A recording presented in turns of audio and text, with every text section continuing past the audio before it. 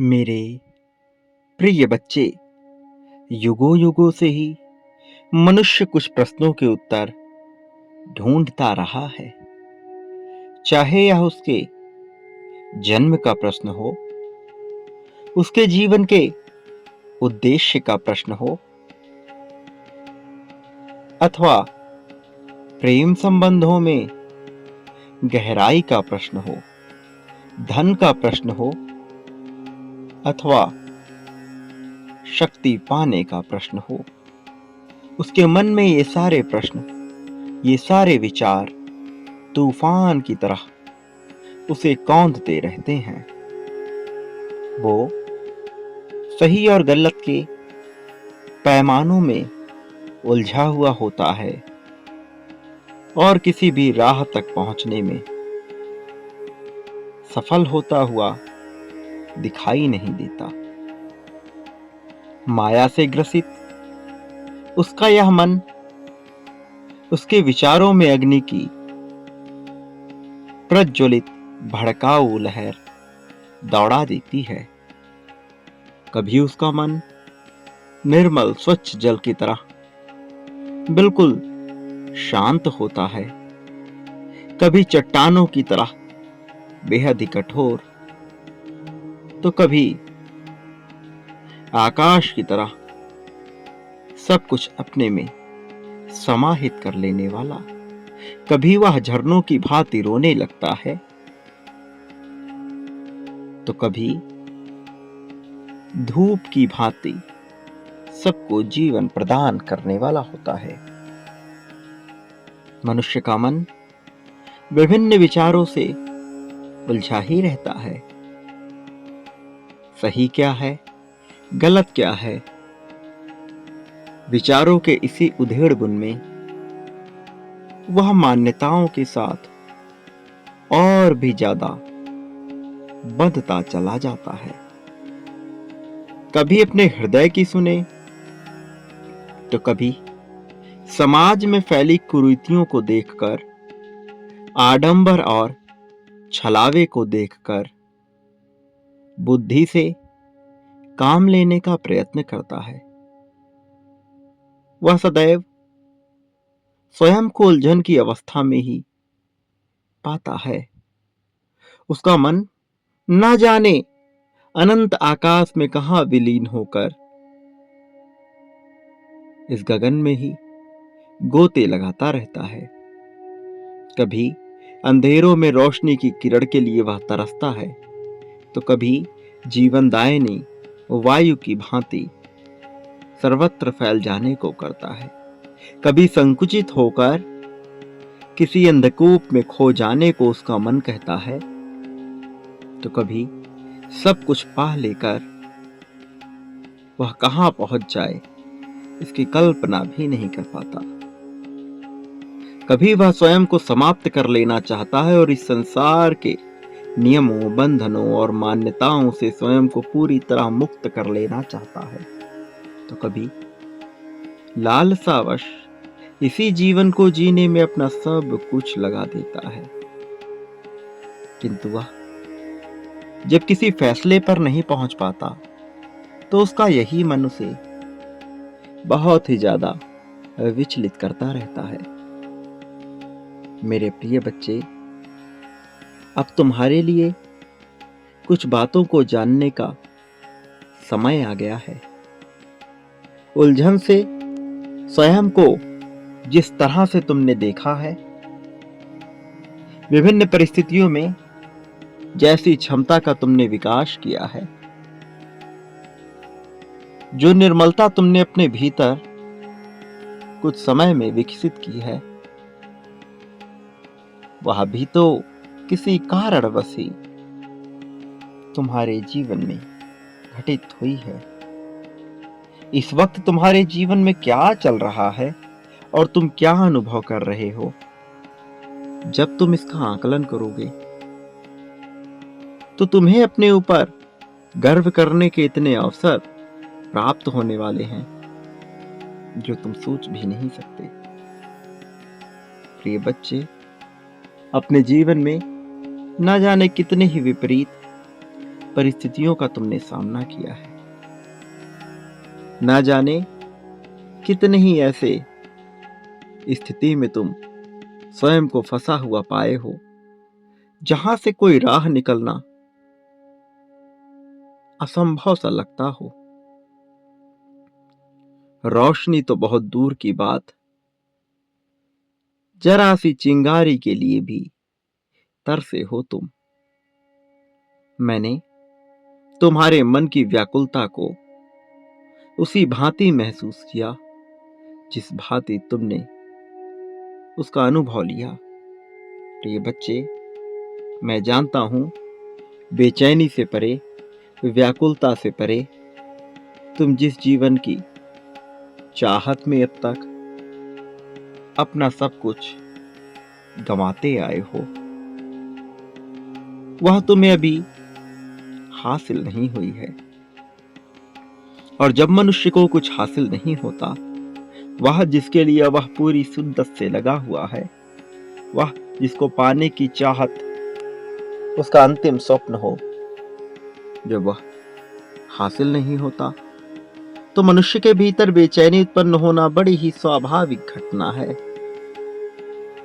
तुम्हारे भीतर उत्पन्न हो रही यह स्वाभाविक घटना न केवल तुम्हें विचलित करती है, बल्कि संसार में न जाने कितने ही तरह की विपरीत परिस्थिति को जन्म देती है। प्रिय बच्चे, मैंने महसूस किया है कि तुम्हारे जीवन के सारे उतार चढ़ाव जो तुमने अनुभव किए हैं, उन्होंने तुम्हें बदलने का ही कार्य किया है। वास्तव में तुम्हारे जीवन में सुधार कर तुम्हें बेहतर बनाने का कार्य किया है। आज तुम जहां पर हो, या यूं कहें कि तुम जहां पर पहुंच रहे हो, वह तुम्हारे अनुभवों से ही निर्मित हुआ है। वह तुम्हारे विचारों से ही निर्मित हो रहा है। अध्यात्म के मार्ग पर जब तुमने अपना पहला कदम बढ़ाया था, तब से ही तुम अपने जीवन के पाप कर्मों को नष्ट कर सटीक दिशा में आगे बढ़ने के लिए बाध्य हो चले थे। प्रिय बच्चे, तब से ही तुम्हारे जीवन के बेहतरी का कार्य प्रारंभ हो गया था। और यह किसी एक जन्म के कर्मों की बात नहीं है, यह आने वाले तुम्हारे कई जन्मों के कर्मों का परिणाम भी साबित होने वाला है। तुम जिसने सही मार्ग का चयन किया है, तुम जो बिल्कुल ही स्वच्छंद और मुक्त अवस्था में उत्पन्न हुई आत्मा हो, तुम जो पवित्रता के डोर से बंधे हुए हो, तुम जिसके भीतर करुणा और दया की असीम भावना छिपी हुई है, वह अब जल्द ही एक ऐसी जीत के साथ समायोजित होने को तैयार है, जिस जीत का उद्देश्य और जिसका परिणाम बड़ा विशाल है। प्रिय बच्चे, तुम अब अपने आप को लाभ की ऐसी अवस्था में पाने वाले हो, जहां से तुम अनंत ब्रह्मांड से मिल जाओगे, जहां से तुम्हारे भीतर एक ऐसे जीवन का विकास होगा जो सर्वत्र तुम्हें सुख और चैन ही दिलाएगा। मेरे प्रिय बच्चे, लाभ की यह अवस्था अब तुम्हारे लिए घटित होने को है। मेरे प्रिय बच्चे, स्वयं को जब तुम कमजोर मानते हो, तो अपने ऊपर पाप कर्मों का ऐसा दबाव बना लेते हो कि यदि तुम्हें लाभ और आशीर्वाद प्रदान भी किया जाए, तो अपने तक पहुंचने से पहले तुम एक आवरण के तहत स्वयं को ढक लेते हो और लाभ की अवस्था में आ नहीं पाते। मैं चाहता हूं तुम स्वयं को मजबूत बनाओ, खुद को ऐसी परिस्थिति में स्थापित करो जहां से तुम्हारी चर्चा जीत का विषय बन जाए। तुम्हारा नाम अलंकृत हो विजय के साथ, तुम्हारा नाम पूरी तरह से सुशोभित हो विजय तिलक में। मेरे प्रिय बच्चे, तुम मिसाल बनने वाले हो, जीत की एक ऐसी मिसाल जो संघर्षों से उबरकर एक ऐसी प्रगति के लिए उत्सुक हुआ जो दिखने में बड़ी असंभव सी लगती हो।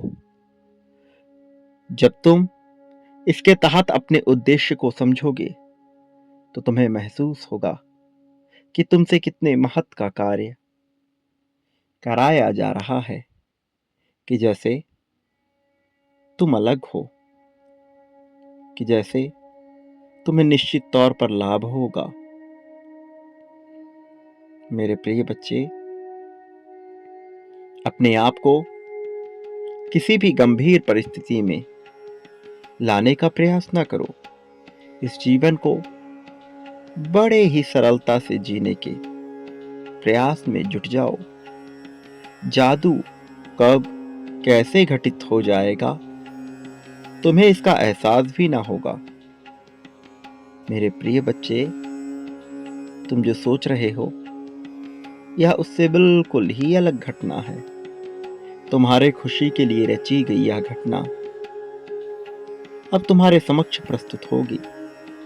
प्रिय बच्चे, वो लोग जो तुम्हें खुश नहीं देख सकते, वह अपने जीवन में प्रगति को प्राप्त ही नहीं कर पाएंगे, और एक दिन तुम उनसे अलग दिखोगे, उनसे ऊपर दिखोगे। वह तुम तक पहुंचने का प्रयास भी करेंगे तो ना कर सकेंगे। अपनी आवाज तुम्हारे तक पहुंचने का प्रयास भी करेंगे तो ना कर सकेंगे। और तुम्हारे चेहरे पर एक मधुर मुस्कान होगी। उन्हें देखते हुए तुम्हारे चेहरे पर यह मुस्कान होगी जो गर्वयुक्त होगी। किंतु ऐसे क्षण में तुम्हें अपने भीतर अहंकार को जन्म नहीं देना है।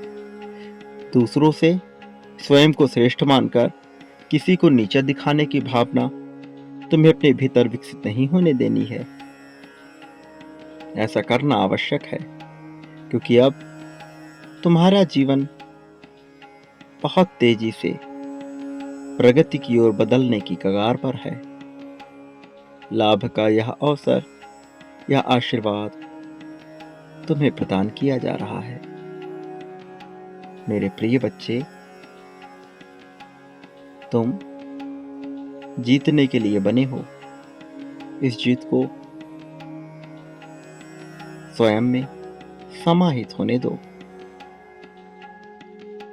याद रखो, तुम इस संसार में जो कुछ भी बांटते हो, बदले में अपने लिए भी वही प्राप्त करते हो।